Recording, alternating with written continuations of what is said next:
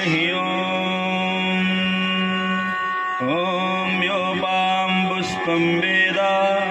पुष्पवान् प्रजावान् पशुमान् भवति चन्द्रमा वाह्यपां पुष्पं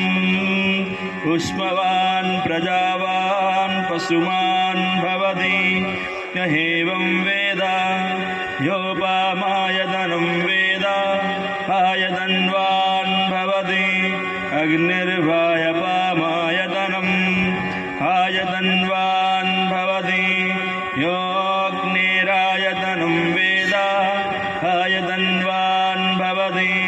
आपो वा अग्निरायतनम् आयतन्वान् भवति यहेवं वेद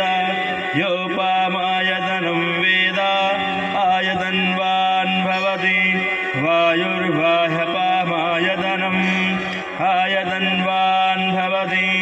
यो वायोरायतनं वेद आयतन्वान् भवति आपो वै वायोरायतनम् आयतन्वान् भवति यहेवं वेद योपामायतनं वेद आयतन्वान् भवति असौ वै तपन्नपामायतनम् आयतन्वान् भवति यो मुष्यतपतयायतनं वेद आयतन्वान् भवति आपो वा मुष्यतपतयायतनम्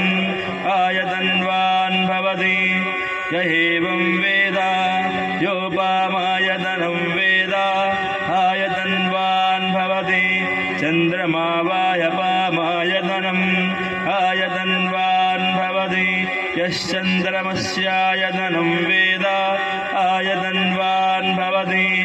आपो वै चन्द्रमस्यायतनम् आयतन्वान् भवति यहेवं वेद योपामायतनं वेद आयतन्वान् भवति नक्षत्राणि वाह्यपामायतनम् आयतन्वान् भवति यो नक्षत्राणामायतनं वेद आयतन्वान् भवति आपो वै नक्षत्राणामायतनम्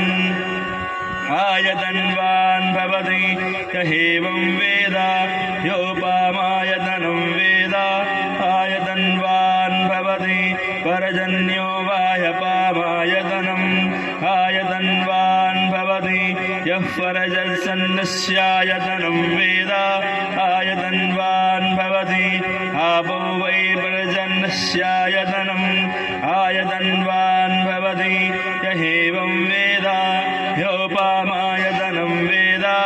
आयतन्वान् भवति संवत्सरो वाह्यपामायतनम् आयतन्वान् भवति यः संवत्सरस्यायतनं वेद आयतन्वान् भवति आपो वै संवत्सरस्यायतनम् आयतन्वान् भवति यहेवं वेद योऽप्सुनावं प्रतिष्ठितां वेद प्रत्येव तिष्ठति ॐ शान्ति शान्ति शान्तिः हरिः ॐ।